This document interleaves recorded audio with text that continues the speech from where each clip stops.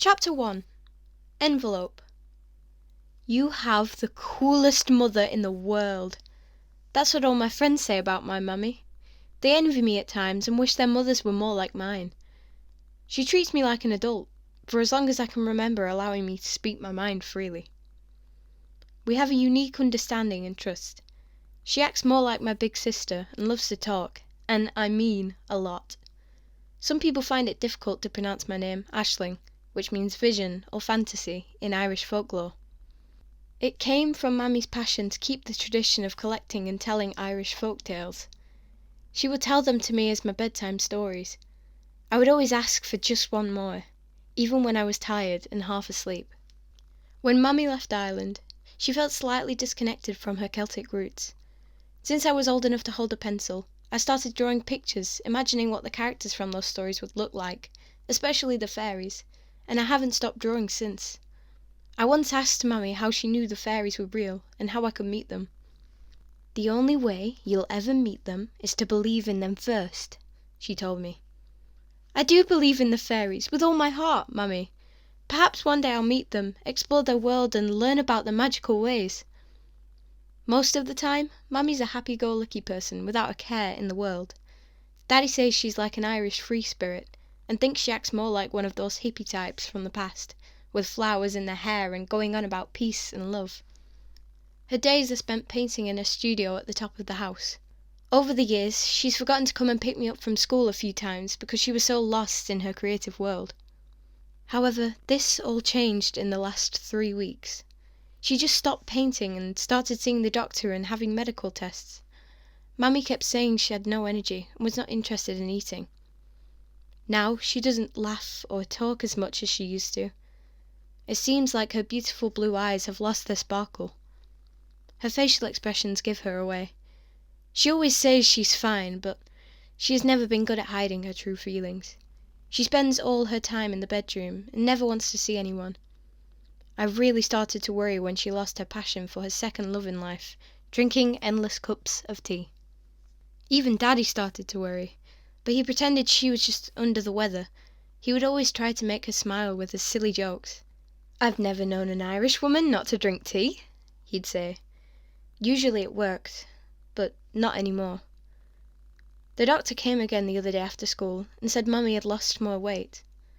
I could see he was very concerned. Mummy made a joke about always wanting to lose a few pounds to fit into her wedding dress again, but this made me very sad, and I almost cried. I'm doing more jobs around the house, which Mummy would have done effortlessly. I found myself overthinking most of the time. I'm afraid to ask and know the truth. I've got into the habit of calling Mummy on her mobile on the way home from school every day. This afternoon my call went straight to voicemail. "Are you okay?" I asked. "Call me back." An awful thought entered my head. What if she had fallen out of bed or something? Before I knew it, I had run back to the house as fast as I could. The sweat was pouring down my face and my heart was pounding. I opened the front door and called out, "Mummy, are you all right? Your phone is going to voicemail." "My new boyfriend is here," I lied, "and he wants to meet you." She always freaked out at the idea of me having a boyfriend because of my age. She has nothing to worry about, though. I'm more interested in climbing trees, and no boy can climb trees as well as I can. When nothing broke the silence, I panicked and ran up the stairs 2 at a time. Sandy, our faithful old Irish red setter, was resting by my parents' bedroom door. She looked up at me and started wagging her tail. I gave Sandy a quick pat, opened the door slowly, and peered into the dimly lit room. I gently pulled back the curtains to let light in, only to find her bed was made up. I darted around the house frantically, but couldn't find her anywhere. She wasn't in the garden either. I was at a complete loss of what to do next. All the rushing about had made my mouth dry. I headed back to the kitchen to get a drink of water. Then I noticed an envelope lying on the kitchen table, the writing on it in Mummy's hand. The red ink on it read, "O'Connor family. Only open when you are all together. Mummy." I picked up the envelope and turned it over in my hands, holding it up to the light to see if I could read what was inside. I wondered why she couldn't just talk to us in person. Mummy has always done things differently to most other people. The neighbours think she's odd, but I know she's just artistic. I once heard Mr. and Mrs. Johnson from next door saying, "You'd think she's a teenager from the way she acts. What is she up to this time?" Every bone in my body wanted to tear the letter open and read it. But, out of respect for Mummy's wishes, I left it on the table and went to call Daddy, or Blue Eyes, as Mummy called him, because it was the first thing she'd noticed about him when they first met. His phone went to voicemail, so, thinking he was probably in a meeting, I left a message. "Daddy, can you call me back? Mummy isn't at home. Where is she? I'm worried." I sat down at the kitchen table and waited anxiously. It felt as though the letter was calling to me, telling me to open it. So I picked it up again. As I waited, I got more frustrated, almost ready to tear it open. When I heard the key turning in the front door, I dropped the letter on the table and rushed into the hall, expecting it would be Mummy. Instead, it was Liam, covered in mud and sweat. "Call around later, bro. Don't forget to bring your football this time," he shouted at his friend Joe. He threw his football bag at the bottom of the stairs as he entered the kitchen. Liam had got into the habit of calling everyone bro, which I think is ridiculous. He's picked up all sorts of slang words from school. I never know what they mean. Liam didn't acknowledge me, as usual, and went straight to the fridge to get a drink of cold milk. I followed him. "Liam, you know you're not supposed to drink straight from the bottle. Get a glass." Liam stuck his tongue out and wiped the milk from his mouth on the back of his hand. I rolled my eyes. "Is Mummy feeling any better?" Liam asked, taking another drink from the bottle. "I don't know," I said carefully. I didn't want to shock Liam by telling him that she had gone missing. "I think she's just popped out somewhere for a while." "Oh," Liam replied, looking puzzled. "Why don't you call her? It's what phones are for, or have you forgotten?" I wanted to hit him, as he can be very annoying at times. "I think it has something to do with this letter." I held it up. Liam snatched it from me and went to open it. "No! Can't you read? It says we all have to be together." "Don't be such a goody two-shoes, Ashley. You think you know everything because you're older than me.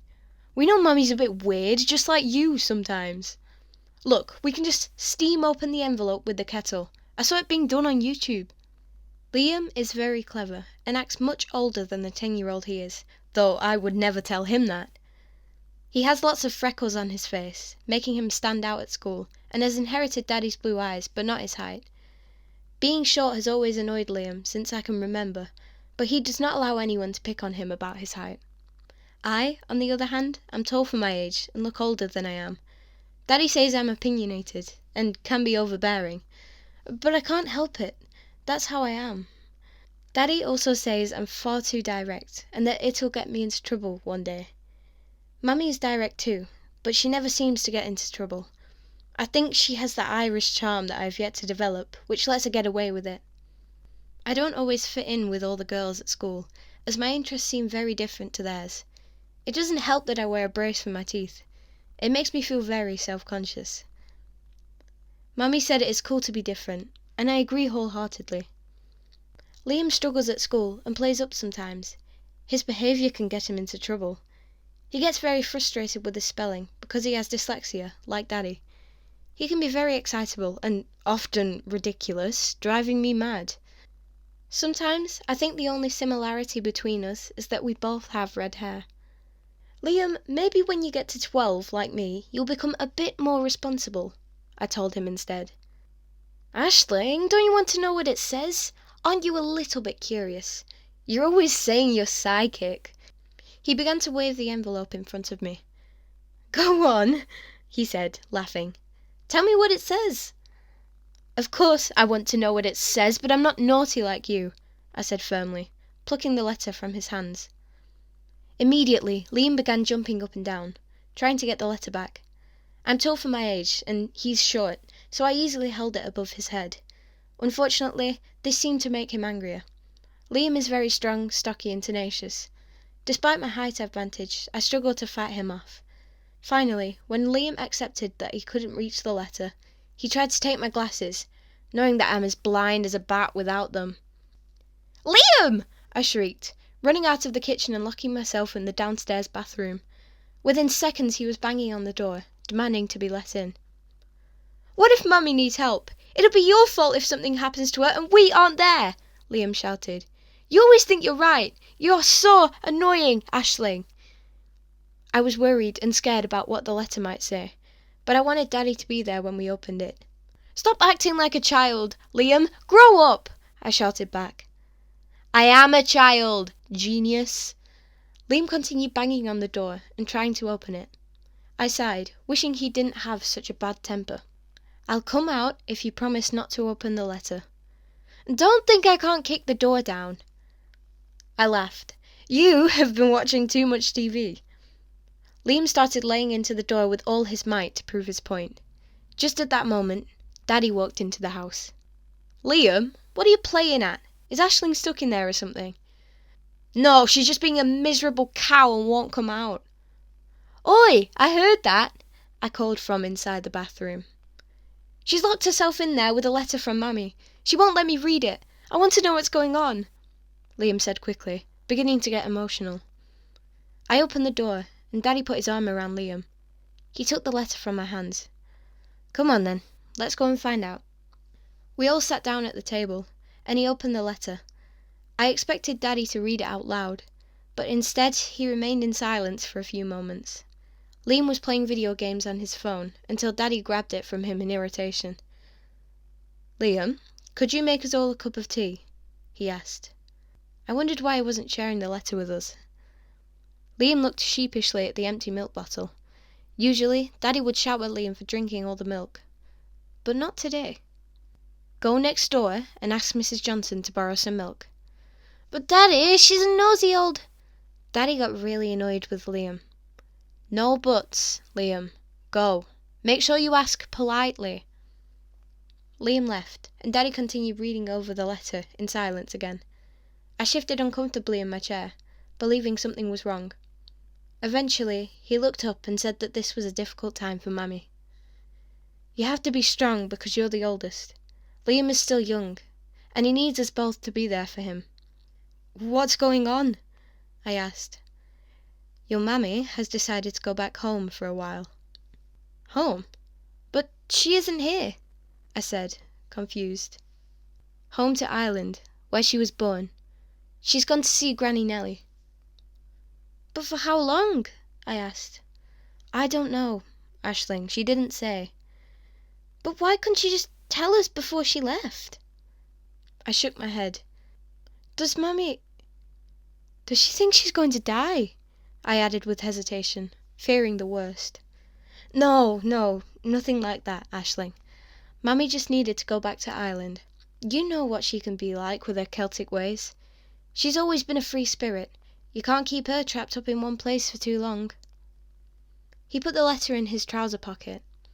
I was furious at him for not letting me read what it said, and angry at Mummy for leaving. Daddy put his hand on mine and kissed me on the head. Liam returned with milk for the tea, looking like he's just done something mischievous. Here's the milk, Daddy. He put it on the table and sniggered. Daddy gave him a look and turned to me as if to ask if Liam had got the milk in some kind of naughty way.